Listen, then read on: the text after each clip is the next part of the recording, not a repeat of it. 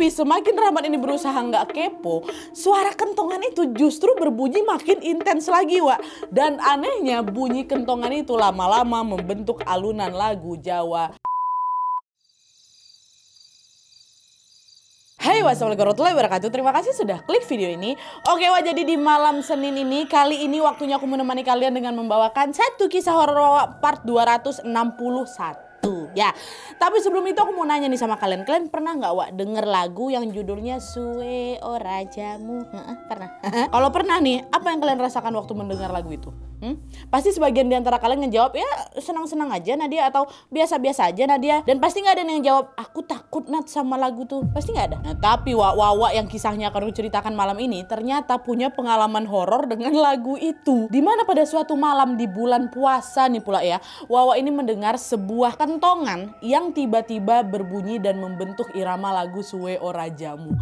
Dan ternyata Wak, lagu itu ada kaitannya dengan sosok wanita penjual jamu yang bergentayangan di desa Wawa akibat keinginannya itu tidak terpenuhi. Nah, kira-kira apa keinginannya? Tanpa berlama-lama kita langsung masuk aja ke ceritanya. Cek kanan.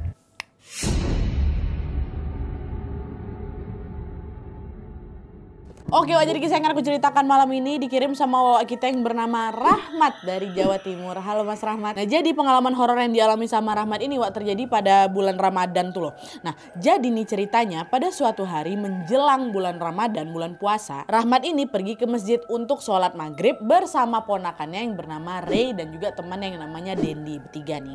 Setibanya di sana, Wak, mereka bertiga melihat ada sesuatu yang tidak biasa. Dimana pada saat itu ada sebuah keranda jenazah yang diletakkan di saf jemaah paling depan. Ya, seperti akan disolatkan lah gitu jenazah ini kan. Nah, melihat itu, Ray, ponakannya Rahmat, tiba-tiba bilang gini, Om, kita sholat di rumah aja lah Om, yuk. Itu ada yang meninggal, aku takut Om, kata dia kayak gitu. Alah, udahlah, nggak apa-apa, nggak usah takut. Kamu ikutan sholat biar kamu tahu juga gimana caranya sholatin jenazah, kata Rahmat kayak gitu kan. Nah, Rahmat berusaha untuk menenangkan Ray lah gitu. Dah, akhirnya Ray pun iya aja, dia pun masuklah itu ke masjid untuk mengambil wudhu. Nah, pas mereka lagi wudhu ini, Wak, si Dendi kawannya Rahmat ini tiba-tiba ngomong, Mat, kok nyium bau melati nggak, Mat? Kok tumbennya masjid ini ada bau melati, kata si Dendi. Masa? Aku nggak nyium, tapi pun kalau misalnya ada itu biasanya dari melati-melati yang dikalungkan di keranda itu, Wak, kata si Rahmat. Nah, akhirnya mereka menoleh lah itu ke arah keranda, Wak, dan memang betul mereka melihat ada rangkaian bunga melati yang ditaruh di atas keranda kayak gitu, yang dikalungkan di keranda lah gitu kan. Nah, nggak lama kemudian lanjutlah lagi nih wudhu. Nah, tiba-tiba Rahmat mencium aroma juga, Wak, tapi bukan aroma melati. Bau busuk yang kucium, nah dia macam bau bangkai. Bahkan saking busuknya bau itu, Wak, Rahmat ini sampai mau muntah gitu. Ini bau apa nih, busuk kali, katanya. Kok cium nggak? Nanya ke si Dendi. Enggak, aku nggak cium. Gantian si Dendi yang nggak cium. Bau busuk apa yang ada dari tadi aku ciumnya bau wangi melati gitu. Nggak ada sama sekali bau busuk, kata si Dendi kayak gitu. Gantian nih, Wak. Nah, mendengar itu Rahmat pun langsung melemparkan pandangannya ke sekeliling. Dan ketika dia melihat keranda jenazah itu lagi, Wak, entah kenapa dia berfirasat kalau bau busuk yang kucium itu, Nadia, itu dari keranda tuh. Dan untuk membuktikan asumsinya, Rahmat pun berbisik lah sama si Ray, ponakannya itu kan, Dek, kamu cium bau busuk nggak dari keranda tuh? Enggak Mas, aku nggak ada cium. Om, nggak ada kecium. Yang ada bau wangi, itulah bau melati. Betul kok kata Mas Dendi, kata si Ray kayak gitu. Nah, mendengar itu Rahmat pun tidak menjawab lagi dan dia segera langsung masuk ke dalam saf untuk sholat maghrib. Nah, udahlah sholat maghrib dulu nih. Setelah sholat, imam masjid itu namanya Pak Hakim, Wak, lanjutlah itu berzikir.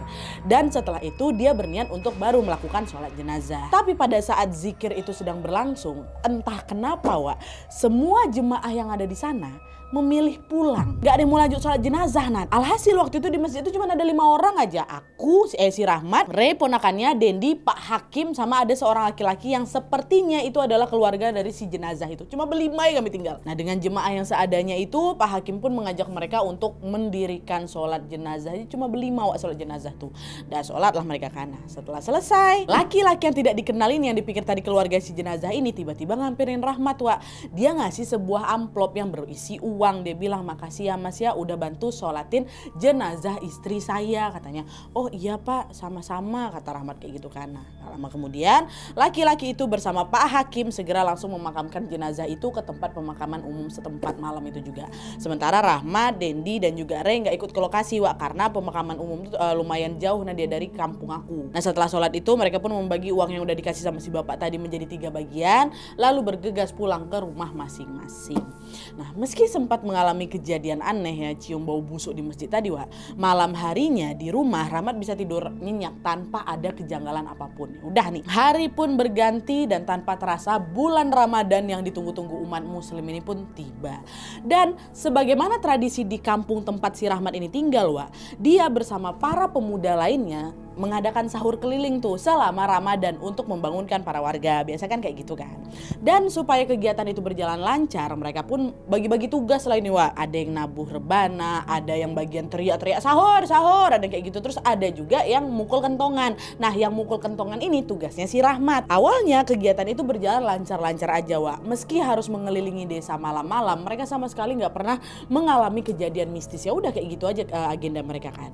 Tapi sayangnya hal itu tidak berlangsung lama karena Wak, memasuki hari keempat puasa itu mulai nih ada kejadian-kejadian mengerikan lah gitu ya, menghantui si Rahmat. Jadi ceritanya di hari keempat ini Wak ya, di hari itu sekitar jam 2 malam Rahmat berkumpul lah dengan teman-temannya untuk sahur keliling seperti biasanya. Dan mereka ini startnya biasanya jam 2 malam, nanti selesainya sampai jam setengah 4 sebelum imsak. Nah kumpul mereka ini kan set. Nah setelah semuanya kumpul, mereka pun segera itu mengitari seantero kampung dengan berjalan kaki untuk membangunkan para warga. Sahur, sahur, sahur gitu. Nah sesampainya di tengah jalan tiba-tiba si Rahmat nih kebelet pipis. Dia izin lah itu sama Mas Yus. Mas Yus ini tuh penanggung jawab sahur keliling mereka gitu lah. Mas Yus, aku izin pipis dulu ya, tapi aku jangan ditinggal, tungguin aku bentar, kata Rahmat kayak gitu. Oh alah yaudahlah cepatlah sana, jangan lama-lama ya keburu imsak, kata si Mas Yus. Oh iya Mas gitu. Dah dengan setengah berlari Rahmat pun mencari tempat Wah untuk dimana dia mau buang air kecil ya kan. Nah, gak lama kemudian dia melihat ada sebuah rumah kosong yang halamannya cukup luas. Nah di samping kanan halaman itu Wah ada juga sebuah sumur yang memang udah lama gak dipakai. Pun juga lubangnya itu ditutup sama kayu kayak gitulah, ada sumur gitu. Nah karena memang udah kebelet kali, Rahmat pun masuk lah itu ke dalam halaman rumah tuh. Ditaruhnya lah kentongan itu di atas sumur tuh kan, sumur tuh ketutup, ditaruh ya di atas sumur. Terus dia pipis lah itu dengan posisi membelakangi si kentongan, berarti sumurnya ada di belakang nih ya kan. Nah pas dia lagi buang air itu Wak, tiba-tiba kentongannya tuh berbunyi seolah memang ada yang ngetok. Gitu. Dengar itu kaget lah si Rahmat.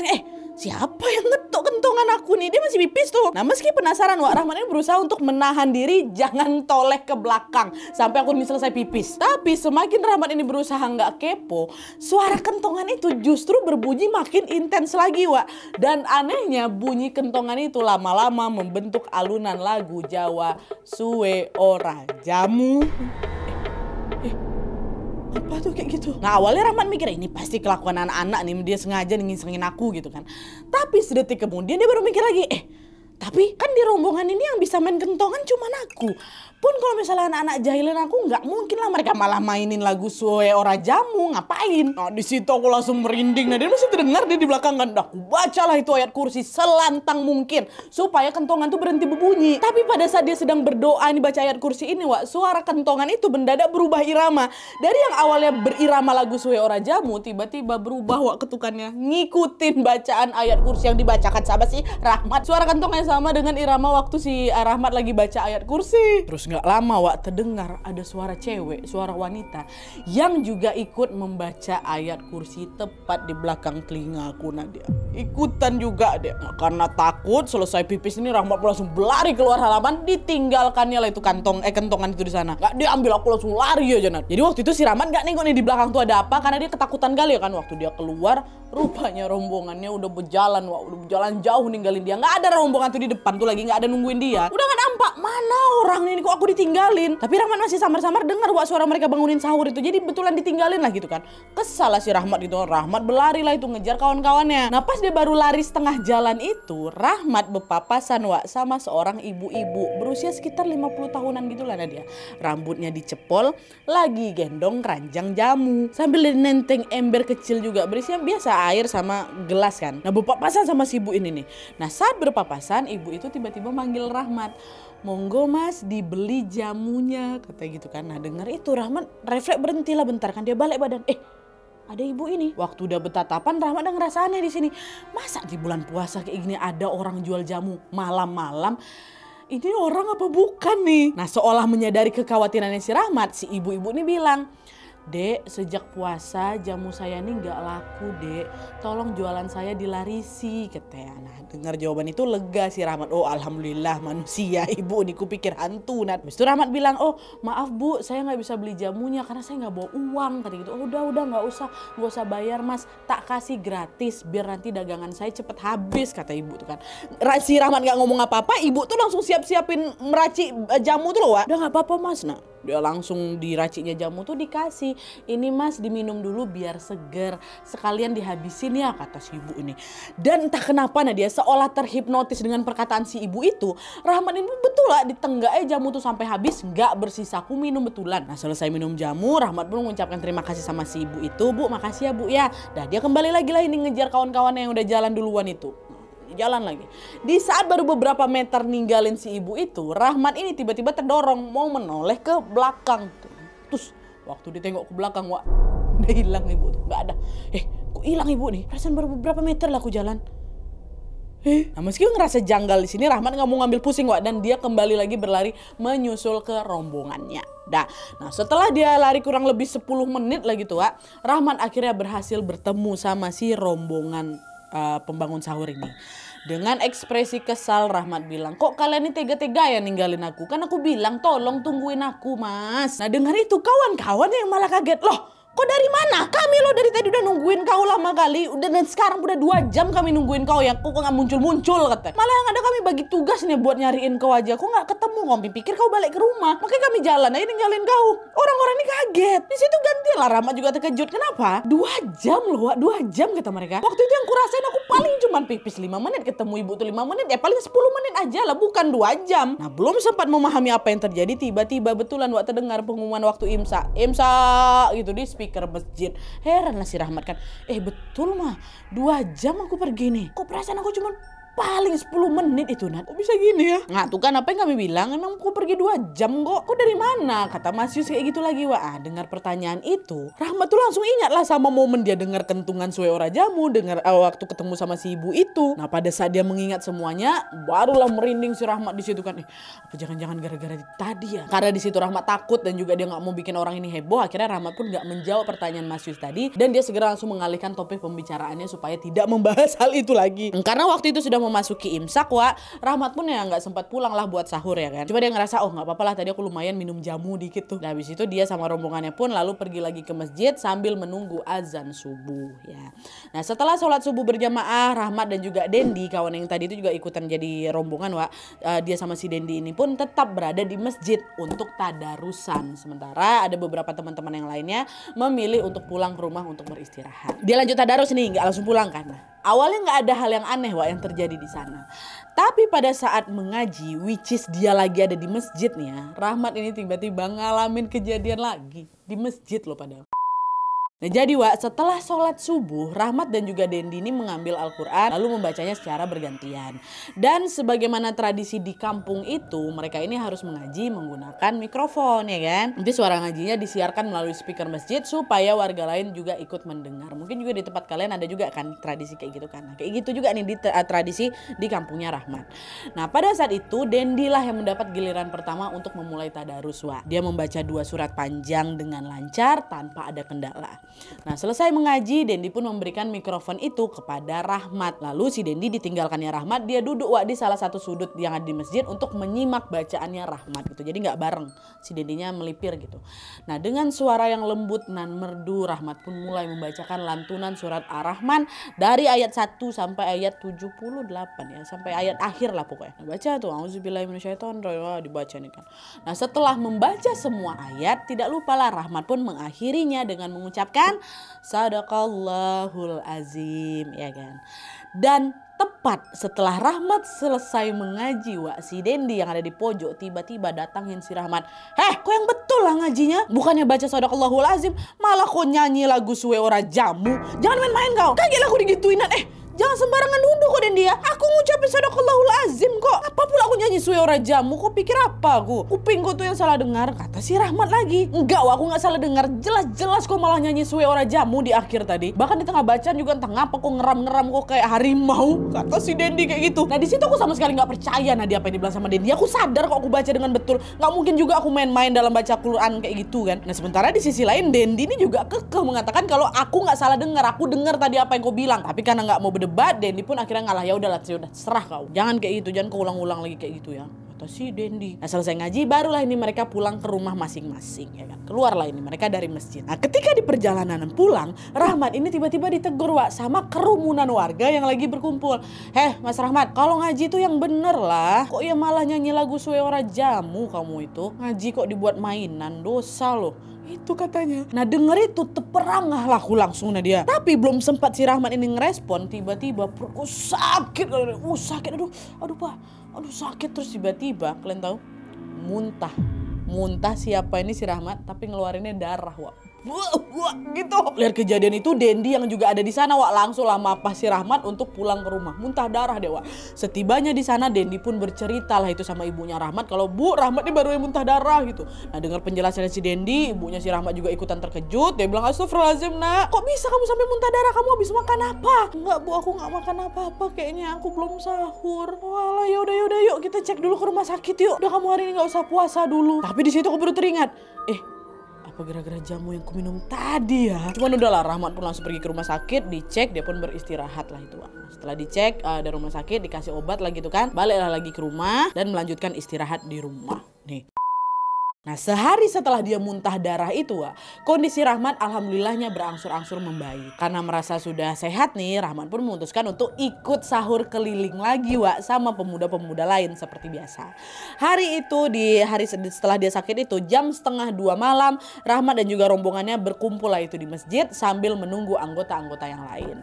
Nah setelah semuanya lengkap, mereka pun bersama-sama memanjatkan doa supaya sahur keliling itu berjalan dengan lancar. Selesai berdoa, mereka kemudian memulailah ini perjalanan berkeliling desa untuk membangunkan sahur. Tapi kalian ingat kan, kentongan yang biasa dipakai sama Rahmat kan belum diambil tuh, masih tinggal di rumah kosong tuh. Tapi malam tuh dia nggak mau ngambil ke sana dia memutuskan untuk udah aku jadi penyorak sahur aja. Kentongannya hilang, nanti aku ambil, kata si Rahmat. Nah lanjut lagi nih berkeliling kan. Nah di tengah keseruan berkeliling itu salah satu temannya Rahmat namanya Putra ditelepon sama orang tuanya, diminta pulang karena ada urusan penting lah gitu. Tapi karena rumahnya Putra ini lumayan jauh dan suasana di kampung itu masih sepi, akhirnya Mas Yus si ketua rombongan ini meminta Rahmat buat ngantarin si Putra ini pulang, dan Rahmat pun setuju aja. Ya udahlah sini aku anterin katanya. Dahlah tuh Putra sama si Rahmat ini pun berjalanlah beriringan hingga sampailah di rumahnya Putra. Nah selesai mengantar Putra Rahmat balik lagi lah ini menyusul ke rombongannya. Nah di saat dia baru menempuh setengah jalan Rahmat nggak sengaja lihat lagi ibu jamu gendong yang kemarin dia temuin tuh lagi berjalan sendirian, tapi bukan di sebelah dia dia menuju ke kuburan kampung. Ngebatin si Rahmat kan, ngapain ibu tuh malam-malam ke kuburan? Takut apa dia? Tapi bukannya dia balik ke rombongan Rahmat ini malah jadi penasaran. Akhirnya dia memutuskan untuk ngikutin si ibu ini. Coba aku ikutin aja lah, kasihan pula dia tengah malam kayak gini, takut dia kenapa-napa, kata si Rahmat kan. Nah setelah diikuti nih sama si Rahmat ngikut kan, saya ikut juga masuk ke daerah sana. Si ibu ini ternyata berhenti di atas kuburan seseorang dan dia berdiri di sana sambil nangis. Lagi-lagi gegar aku penasaran, aku deketin lah ibu itu kan. Terus dia bilang, Bu, permisi, ngapain ibu malam-malam di sini? Apa nggak dicariin sama suaminya, Bu? Nah, dengar pertanyaan si Rahmat, ibu tuh langsung menoleh. Dia bilang, nah, ibu mau minta tolong, kuburan ibu ini jangan dikeramik sama suami ibu. Tolong bilangin ke dia keramiknya dibongkar saja. Ibu nggak mau beban ibu jadi makin berat. Ibu pengen tenang di sana. Waktu aku dengar jawaban ibu itu, ya Allah, kuburanku pengen tenang di sana. Maksudnya apa nih Bu? Udah meninggal ibu nih. Detik itu juga langsung Astagfirullahalazim. Dan dengan sisa-sisa tenaga yang ada, Rahmat pun langsung kabur. Dia lari dan sekejap mungkin meninggalkan si ibu itu. Dia ngampirin rombongannya lagi. Astagfirullahalazim. Bukan manusia lah ibu ini berarti. Nah di sisi lain ngeliat Rahmat lari pontang-panting, wajahnya pucat, nafasnya ngos-ngosan tuh, temen-temennya jadi penasaran. Ngapa kau Mat? Ngapa wajah kau pucat gitu, berlari-larian kayak gini, kenapa? Dengan suara gemetar akhirnya disitulah Rahmat pun menceritakan semua kejadian mistis yang dia alami 2 hari belakangan. Dimulai dari dia denger ada suara kentongan berbunyi suwe ora jamu itu, sampai dengan pertemuannya dengan si ibu jamu itu, baru dia mau buka suara tuh. Nah mendengar itu, Mas Yus si ketua rombongan ini bilang, astagfirullahalazim, kayak aku tahu lah siapa ibu jamu tuh Wak, katanya. Siapa dia? Nah, di sinilah Wak Mas Yus pun cerita kalau ternyata ibu penjual jamu itu namanya Bu Sum. Dia memang tinggal di kampung yang sama si Rahmat, tapi beda RT. Dan selain itu juga dia ini sering berjualan di depan kampusnya Mas Yus kuliah. Nah kampusnya Mas Yus ini memang jaraknya nggak begitu jauh dari kampung mereka. Nah karena sering mangkal di kampusnya itu, Mas Yus ini jadi sering beli jamunya Bu Sum. Jadi bisa dibilang Mas Yus ini macam pelanggan setianya Bu Sum gitulah. Tapi itu dulu, sekarang udah nggak lagi. Kenapa? Karena beberapa hari sebelum Ramadan, Bu Sum ini meninggal dunia gara-gara ditabrak truk pengangkut ayam sepulang dia dari berjualan. Nah sebenarnya Bu Sum ini sempat dilarikan ke rumah sakit kata Mas Yus, tapi nyawanya itu nggak tertolong. Mas Yus tahu kejadian ini karena dia menjadi saksi mata ketika peristiwa tragis itu berlangsung lah gitu. Mas Yus ada di lokasi. Dan selain cerita tentang latar belakang dari Bu Sum ini, Mas Yus ini juga bilang setiap kali dia jualan, Bu Yus ini selalu memakai ciri khas untuk menarik pelanggannya. Dan ciri khasnya itu adalah bernyanyi lagu Suwe Ora Jamu. Jadi dia sama suwe ora jamu. Asalnya kayak gitu. Astagfirullahaladzim, kenapa merinding aku? Astagfirullah. Nah dengar penjelasan itu, nah dia makin merinding lagi aku. Dalam hati aku langsung ngebatin, ini berarti yang kemarin mukul kentongan kemarin tuh arwahnya Bu Sum kah? Tapi kenapa dia malah gangguin aku? Aku salah apa? Terus kenapa pula dia titip pesannya ke aku? Nah seolah paham dengan apa yang lagi dipikirkan sama si Rahmat, Mas Yus ini ngomong lagi, kayaknya kamu tuh digangguin sama dia soalnya wajah kamu tuh memang agak mirip sama aku. Mungkin Bu Sum ini mau titip pesannya itu ke aku, tapi keliru, dia malah ke kamu. Dan FYI memang iya kata si Rahmat juga gitu. Wajahku sama wajah Mas Yus ini mirip, tinggiku sama, bahkan sampai model rambut kami pun sama. Gak ada hubungan saudara padahal mereka. Tapi dari perawakan memang agak mirip aku sama Mas Yus pada saat itu, kata dia. Udahlah nih, setelah membahas tentang Bu Sum, Mas Yus ini pun menyarankan supaya Rahmat menyampaikan pesan dari Bu Sum yang gak mau makam itu di keramik itu kepada sang suami. Tapi karena Rahmat nggak tahu di mana rumahnya Bu Sum, Mas Yus bilang, ya udah besok pagi aku bantu kamu nyariin rumahnya Bu Sum ya. Sekarang kita lanjutin sahur keliling aja dulu, katanya. Udah, kok nggak usah takut. Oh iya Mas, besok temenin aku Mas ya, makasih ya gitu. Udah, mereka pun lanjutlah ini berkeliling dan setelah imsak mereka kembali ke rumah masing-masing. Keesokan paginya Rahmat dan juga Mas Yus ini segera langsung mencari rumahnya Bu Yus seperti yang sudah disepakati kemarin.